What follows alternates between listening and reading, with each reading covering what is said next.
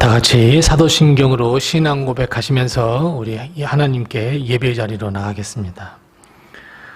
전능하사 천지를 만드신 하나님 아버지를 내가 믿사오며 그 외아들 우리 주 예수 그리스도를 믿사오니 이는 성령으로 잉태하사 동정녀 마리아에게 나시고 본디오 빌라도에게 고난을 받으사 십자가에 못 박혀 죽으시고 장사한 지 사흘 만에 죽은 자 가운데서 다시 살아나시며 하늘에 오르사 전능하신 하나님 우편에 앉아 계시다가 저리로서 산 자와 죽은 자를 심판하러 오시리라.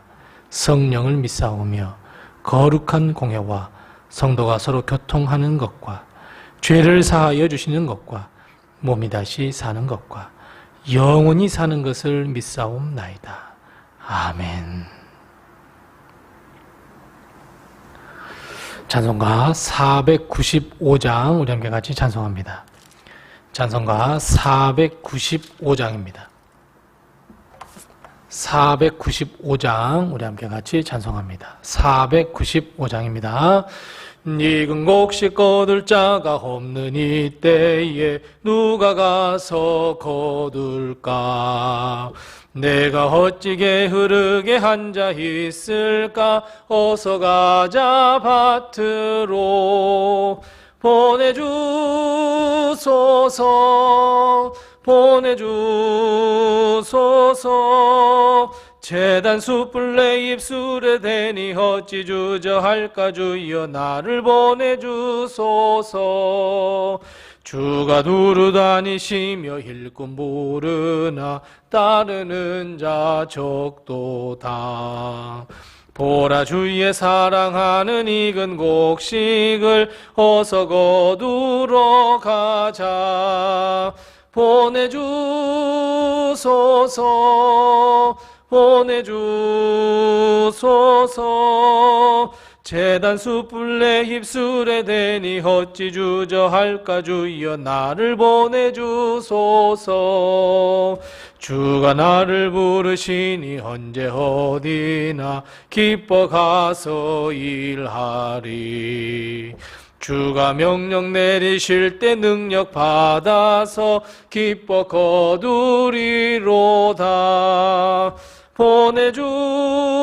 보내주소서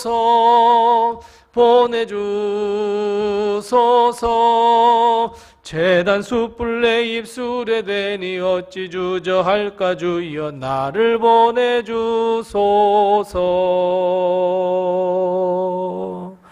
아멘. 오늘 이 시간 하나님께서 우리에게 주시는 말씀은 신약성경 디모데전서 2장 7절 말씀, 한 절 말씀만 우리 함께 같이 보겠습니다. 구약성경 338면에 있는 디모데전서 2장 7절 말씀, 한 절 말씀만 우리 같이 한 목소리로 봉독합니다. 디모데전서 2장 7절 함께 같이 봉독합니다. 이를 위하여 내가 전파하는 자와 사도로 세움을 입은 것은 참말이요 거짓말이 아니니 믿음과 진리 안에서 내가 이방인의 스승이 되었노라. 아멘. 오늘도 하나님의 큰 축복과 은혜가 우리 교회와 성도님들의 가정에 늘 충만하시기 바랍니다. 사랑하는 성도 여러분, 우리는 왜 이 땅에 태어났을까요? 우리는 이 땅에 무엇을 하기 위해서 태어났을까요? 사람들은 저마다 자신의 삶의 의미를 찾기 위해 수많은 노력을 기울입니다. 사실 이것은 정말 자연스러운 일인 것은 맞습니다만 보통 사람이라고 한다면 자기 자신의 삶의 의미를 찾지 못하고 그저 삶을 마무리하는 사람도 적지 않고 너무 많다는 것을 우리는 알 수 있고, 더 나아가서 자신의 삶의 의미를 찾지 못해서 무의미한 인생을 하루하루 살아가고 있는 사람들도 너무 많다는 것을 우리는 알 수 있습니다. 시간이 조금만 기다려준다면, 내가 왜 사는지를 발견할 때까지만 기다려준다면 좋으련만 시간은 그냥 지나가 버립니다. 우리를 기다려주지 않습니다. 우리 삶의 의미를 찾을 때까지 기다려주지 않습니다. 그냥 발견하든지 그냥 그렇지 않든지 간에 시간은 그냥 흘러가 버립니다. 이 삶의 의미를 하나님을 믿는 우리는 무엇이라고 이야기합니까? 맞습니다. 사명이라고 이야기합니다. 여러분, 하나님께서 우리를 이 땅에 내실 때 그냥 내셨을까요? 아닙니다. 아무런 이유 없이 이 땅에 내셨을까요? 아닙니다. 하나님은 분명한 목적을 가지고 이 땅에 우리를 살게 하셨습니다.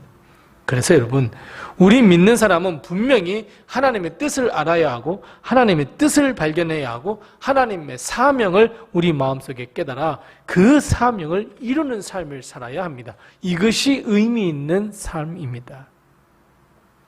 바울은 그 사명을 알지도 못한 채 하루하루 살아갔습니다.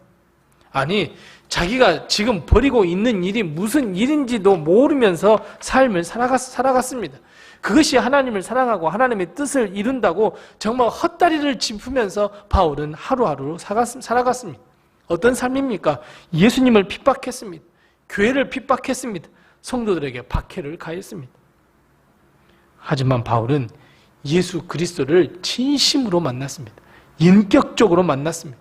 그러자 참된 자신의 사명을 발견하고 충성을 다하며 생명을 바쳐가면서까지 자기에게 맡겨진 사명을 다했습니다. 그래서 바울은 자기 자신을 오늘 본문에서 이렇게 이야기합니다. 뭐라고요? 내가 전파하는 자이고 그리고 사도로 세움을 입었다 고백하고 있습니다. 바울은 예수님을 만나 이 사명을 깨달았고 땅 끝까지 복음을 전파하겠다는 목표를 세웠고 그래서 열심히 전도하고 교회를 세우며 하나님의 사랑을 세상에 널리 전했고 예수 그리스도와 십자가를 땅 끝까지 전했습니다. 그래서 바울은 믿음과 진리 안에서 이방인들의 참된 스승이 되었다고 오늘 고백하고 있습니다.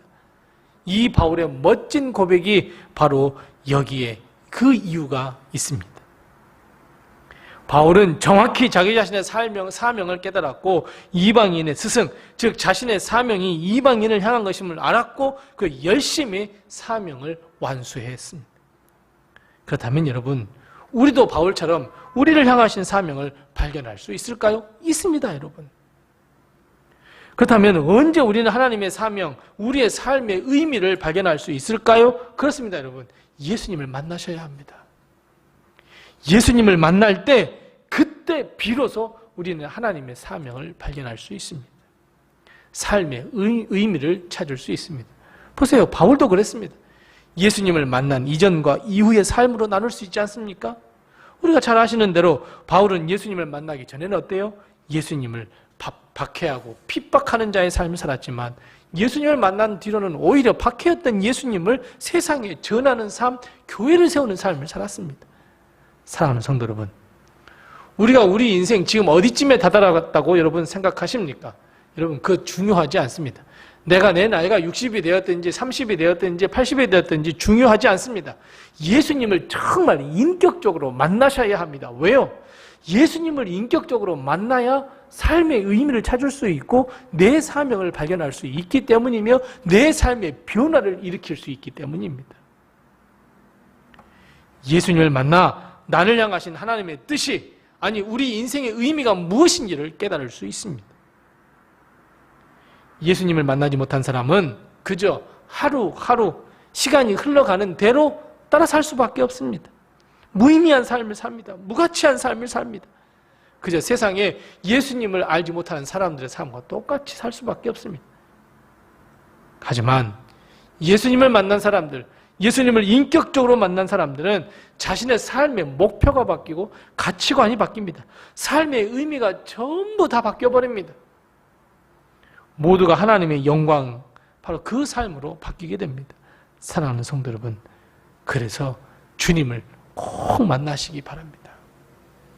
예수님을 만나 삶의 의미를 찾고 하나님의 사명을 이루어가는 충성된 일꾼들이 다 되시기 바랍니다. 자, 그런데 오늘 본문 말씀 가운데에 인생의 의미, 하나님의 사명을 발견한 바울이 최선을 다해 사명을 이루기까지 자기 자신이 가졌던 그 원동력을 우리에게 가르쳐주고 있는데 그게 무엇입니까? 예수님을 만난 사람으로서 우리도 사명을 이루고 의미 있는 삶을 이루기 위해서 반드시 우리가 해야 할 것이 있는데 그거 무엇입니까? 맞습니다. 믿음과 진리 안에 있어야 합니다. 바울은 믿음과 진리 안에서 내가 이방인의 스승이 되었다고 선언하고 있습니다. 마찬가지입니다. 우리도 그래야 합니다. 바울은 이방인의 스승이 되기까지 항상 믿음 안에서 진리 안에서 행했다라고 말씀하고 있습니다. 여러분, 이방인의 스승이 된다는 것이 쉬운 일일까요? 예수 그리스도의 복음을 전하는 일이 쉬운 일이었을까요? 험난한 고통, 시험, 유혹, 핍박, 그럴 때마다 바울은 흔들리지 않았을까요? 쉬고 싶다는 생각 안 했을까요? 버리고 싶다는 생각 안 했을까요? 나 정말 왜 이렇게 힘들게 해야 되지? 이런 생각해야 되지? 이런 생각하지 않았을까요? 그럴 때마다 바울이 부여잡았던 것은 맞습니다. 믿음과 진리, 그 안에 있었습니다.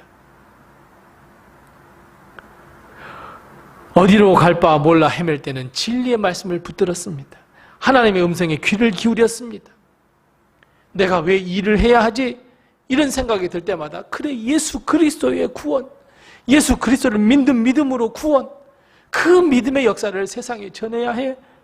그 믿음 하나를 가지고 있었습니다. 사랑하는 성도 여러분, 우리도 마찬가지입니다.